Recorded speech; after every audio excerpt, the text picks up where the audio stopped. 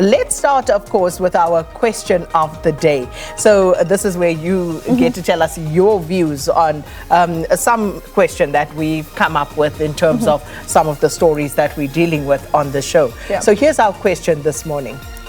All right, the question of the day we're asking you this morning is, what do you make of Education Minister Dr. Blade Nzimande's decision not to resign over Alta's allegation of kickbacks? You can share your opinions with us on Morning Live SABC, that's on X as well as Facebook. And of course, you can send through your WhatsApp voice notes. Absolutely. And that, of course, that number 078-459-1897. Short, sharp, to the point. And I always love to know where you're calling us from. And don't forget, we will be having that discussion at around 7:40 this morning with the spokesperson from the Department of Higher Education and Training. So do stay with us. But we'd love to hear your views all the same. I'm looking forward to that discussion. But let's now take a look at what's trending on X this morning. And right at the top of that list in terms of the trending topics, you heard it earlier on in our sports bulletin, that is RIP legend. And of course, this referring to Franz Beckenbauer, of one of Germany's greatest footballers, passing away. Good life at the age of 78. The Kaiser, Yes. you know, one of those names that stand out in football along with the names like Pele. You know, there's the Kaiser, Franz Beckenbauer. So, yeah, lost to the football fraternity, football lovers, you know, overall. And as you say, had, you know, a sterling career, great life to the end, still very much right there, you know. So, rest in peace, legend. Indeed, rest in peace, and thank you for everything that you've given to the beautiful game of football. So that's right at the top of the trending topics list. And moving on in terms of what else is trending outside of the Emperor. This one I think is still going to trend for a long time to come, Sakina, and this is hashtag Epstein. So the Epstein files, and, you know, all sorts of things emerging.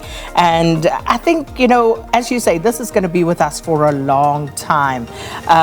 So more names, you know, coming out, some of them not so new, stories that we have heard. But then, of course, some of the people who claim to have been there also coming out and saying, you know, what they know, what they saw, and names being bandied around. For example, one of the latest ones, Trump, Clinton, they've been implicated, you know, in this whole pedophile ring type of thing.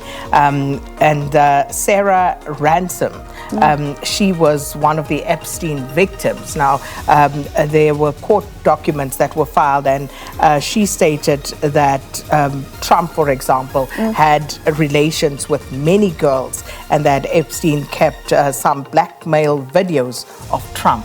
And as you say, some of the other names that came up as well, Richard Branson, Prince Andrew, former President Bill Clinton as well. And I think the one question, Sakina, a lot of people were asking around the list, was it just by association? Because, I mean, there's just so many names. So, and I know I was watching the interview with Naomi Campbell, and she's like, in future, everyone's going to be so skeptical to even take a picture with people moving forward, because there's one photo there and then you're almost guilty by association of just being in the same circle.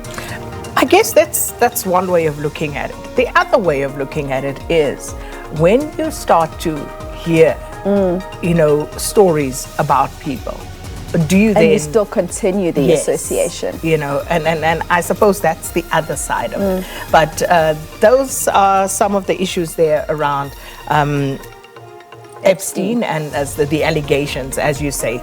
These, I think, will continue to serve us for some time to come. Indeed, and taking a look at what's trending at number 3 on our trending topics this morning, this is hashtag Woolworths. The less I say about this one, the better, because I think my opinion may not be that great. I'd love to hear your opinion. What is your opinion? So this is about Woolworths, who came out and said that they are going cashless.